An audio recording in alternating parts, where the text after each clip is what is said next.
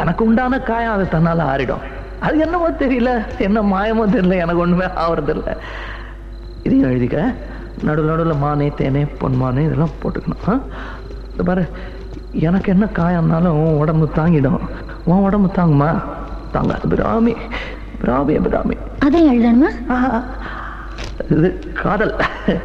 என் காதல் என்னன்னு சொல்லாம எங்க எங்க அழுகையா வருது. ஆனா நான் அழுது என் சோகம் ஒன்ன தாக்கிடுமோ அப்படின்னு நினைக்கும் போது வர்ற அழுக கூட நின்றுடுது. மனிதர் உணர்ந்து கொள்ள இது மனித காதல் அல்ல, காதல் அல்ல, காதல் அல்ல.